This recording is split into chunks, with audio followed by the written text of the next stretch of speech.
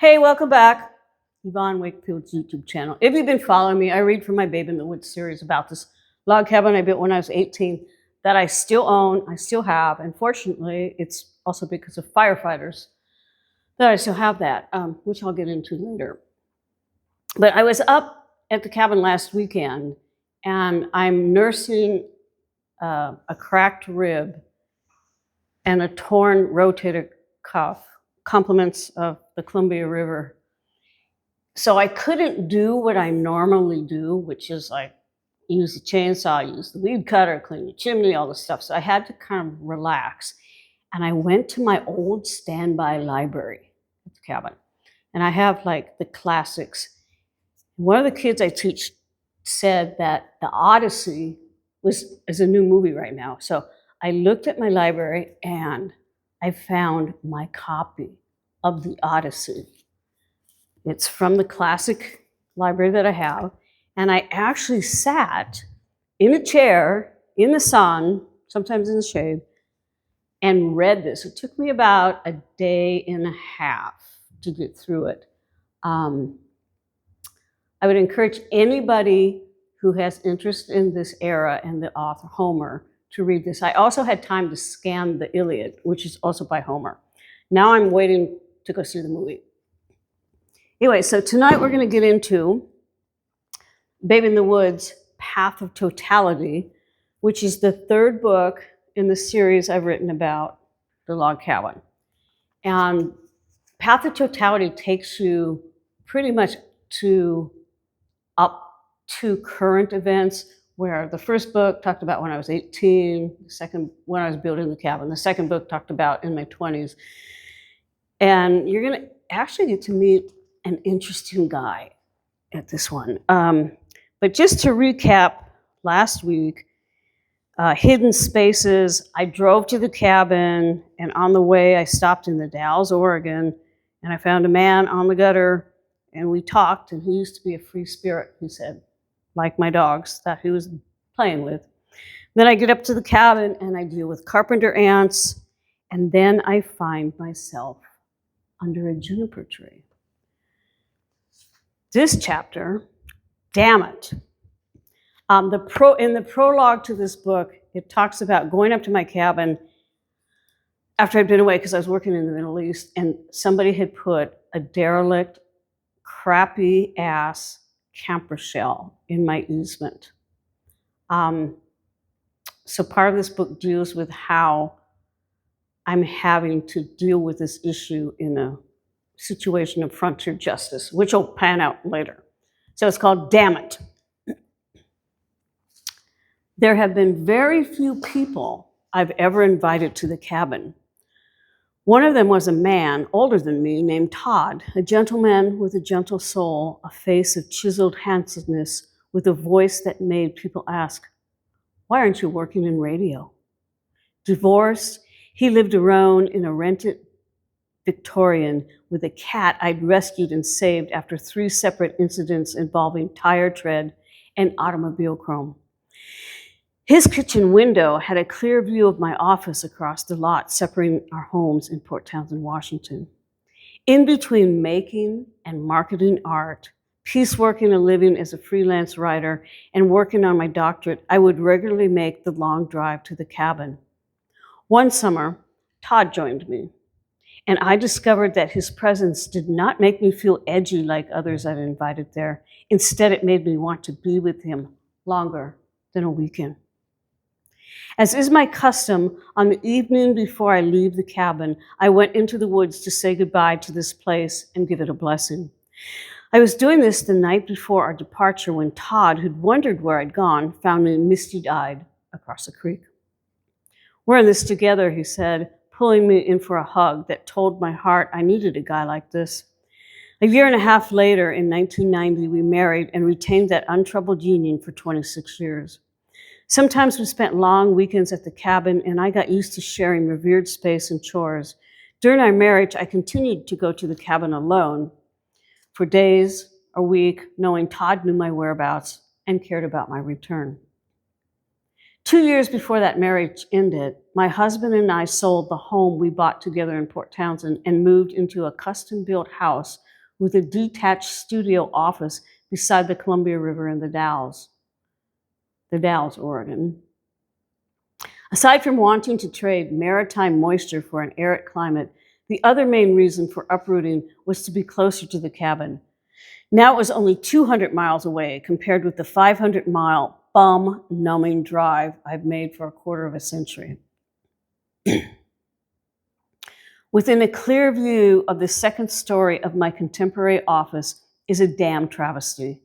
Thousands of yards of concrete, miles of steel cable and turbines, spacious enough to stew up every man, woman, and child, including livestock breathing into the boundaries of 3 or 4 of the nearby moderately populated counties.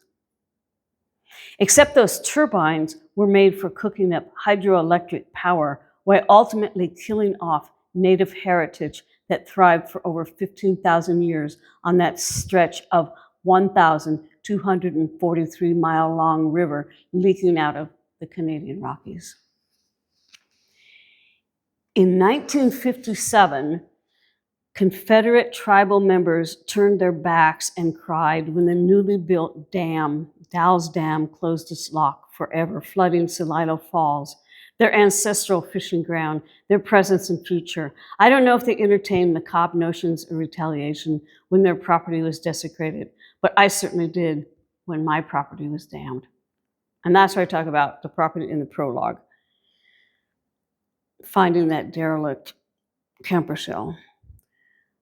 Though nothing in comparison to a concrete barrier, that slide-in camper purposely placed on the easement to my cabin had the same effect. It was not poured up by hard-hatted members of the Corps of Engineers, but dumped by a party in premeditated move I could not turn my back on. Without thinking, I will run across 4 freeway lanes at rush hour to rescue an injured cat or dog and once a chipmunk. But the people who intentionally obstructed the road to my cabin, I would not cross a thin line to offer help if hit by anything, nor feel any remorse as I watched them squirm in agony and curl into fetal shapes they should have never been born free of. One afternoon, I'm sharing ghoulish fantasies of revenge with a friend who has come to help clean the stovepipes. We're standing on the cabin roof with long-handled wire brushes and looking down at the obstructing camper. My friend assures me it's all right to have aberrant thoughts, as he himself continues to entertain them after his return from the front line. Just don't tell them to a counselor or act upon them, reassures this honorably discharged squadron leader tasked with disposing of dead bodies on oil-rich lands. Another time, another man, not military chiseled, but round and academic, would tell me, one of a dozen women enrolled in his Santa Barbara, California workshop, the Good Girl Complex, that letting oneself think and act outside the societal confines of ladylike conduct is not only acceptable, but necessary for self-actualization. Advice I would half-ass exercise the day the workshop ended by huffing, "Fuck off," instead of punching the nose of an arrogant parking lot attendant who not only overcharged me to park my car, but dented the driver's side door and refused to own his damage, which I would have forgiven if only he'd fessed up. Before that good girl workshop, I merely would have bitten my tongue, docilely accepted being shortchanged, and tried to buff out the damage, as any good girl would. Note to self, do not use the word good and girl sequentially in the same sentence. Next chapter, frontier justice. This good girl, oops, I forgot, geez, got a real workout when she was employed as a university art professor in Kuwait. That experience tempered me to privileged people with pompous, self-serving agendas. Again and again, I witnessed anyone or anything posing even an innocent threat to these people being kicked and crushed for getting in the way of their entitled path. Sometimes these people made up problems just to prove their kicking power. These were people who acted out of fear. People I learned to fear. People as unpredictably intense as the color of psilocybin green, unnaturally volatile. A color I've discovered in nature only 4 times, in the stripes of certain poisonous snakes, on the underbellies of stinging fish, in iridescent splashes on spitting beetles' black backs, and in a couple who negate the term good neighbor. After Harriet and Leo died, remember, they were the people that bought the lower 40 acres and then built the bigger log cabin down below me that I talked about. In Hidden Spaces. After Harriet and Leo died, their land and cabin were sold to people who would never live there. Like others who owned land around me, even if it's 5 miles away, I believe the new owners, who out of respect I will nickname the Blights, would uphold the unspoken ethic. Neighbors help each other out whether you asked for it or not, an ethic clearly above their comprehension. Soon after they purchased Harriet and Leo's place, I invited the Blights to join my husband and me for an early evening picnic by the creek. We shared a bottle of expensive regionally vintage Pinot Noir with the sophistication of a dead elm leaf. That evening, they seemed cordial enough, but like disagreeable spirits in a pretty bottle, I would also be duped by this unsophisticated duo. The next day, from where we had picnicked, I set up my French easel and painted a picture of the creek. After the oils dried, I set it in a gold-gilded frame to present as a gift to the Blights. It was late afternoon, and Mrs. Blight was in the kitchen of her town apartment, a countertop television tuned to a talk show. She was peeling green apples for pies. How sweet, I thought, that she was even wearing an apron, this other half of a spitting beetle. That was the last time I had seen or heard from the Blights, although friendly phone calls from the local sheriff kept me tuned with their dubious behaviors. One of those calls was to inform me that they were going from county office to office trying to find a way to close the road I have always used to access the cabin. Somebody must have blown a brain gasket, I thought, then forgot about the sheriff's call until 2 months later when I found my roadblock and first heard the term adverse possession.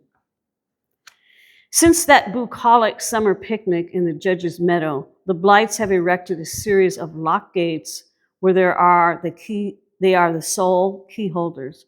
They have installed hidden surveillance cameras strung from trees or burrowed into stumps aimed at the road and directly at my cabin. Now I pack bolt cutters and hacksaws in the truck. Now I look over my shoulders when I am out running and search for a privacy bush when nature calls. I hired an attorney to help protect me from people as strung out as the ill will they twist around the forest like an acerbic web. After costly and lengthy legal exchanges, the Blights attorney informed my attorney that they would remove the slide-in camper in September. 9 months later, it is still there. On the advice of my attorney, I hired a licensed and bonded contractor to move the obstruction, inform the local sheriff of the move, and have it placed beside the Blights' property. I learned to use the movie app on my iPad to video the process. The Android's viewfinder focused on every second of the transfer, the audio recording every associated sound and word. Quote, this is from the guy who's moving the camper. These things are cheaply made. A few screws through metal sheeting into 1x4. Ted, the moving man, points to a distressed, corroded, and broken jack sites. I had one of these slide-ins once and sold it for $25. These things are built to fall apart. This one's so old, he points to a rotting holding tank, moss seep through the rusty screws and broken jacks. You'd have to pay someone to take it away. This is exactly what I was doing. For the first time in over a year, I could freely enter my property. Paying an attorney to clear up my easement was costly, and I put off having a dental implant. The gap between my back molars remains as vacant as the space in the forest once blocked by an angry abscess. All right, so next week, we're going to get into the second fire at the cabin. But I do want to address the fires. I'm in Oregon, if you guys don't know that. And right now, there are so many fires. I had to take a detour last weekend. I'm hoping I don't have to take it when I leave Friday to go. And I'm taking 100 cups of ice cream to give to firefighters along the way. I'm hoping that's going to work. But I'm going to have Arturo put up some pictures of the 2015 Canyon Creek fire that almost got my cabin. If it hadn't been for forest firefighters who bulldozed a line around the cabin, who built backfire line, who put 3 pumps on the cabin, and the aerial application of the red retardant that turned my green metal roof red at the cabin, that cabin wouldn't be there. So I just so want to acknowledge all the firefighters out there, all the communities that are helping the firefighters now. I don't know when this will be up, but it's doesn't seem to be a trend that's going to fashion out. So if you see a forest firefighter or any kind of supportive personnel, do what you can to support them. We will see you next week. Oh, and remember, yeah, it's hot out there. Stay hydrated. And these dogs are not being like movie star dogs. They're being like poopy dogs, poopy dogs. Bye-bye. See you next week.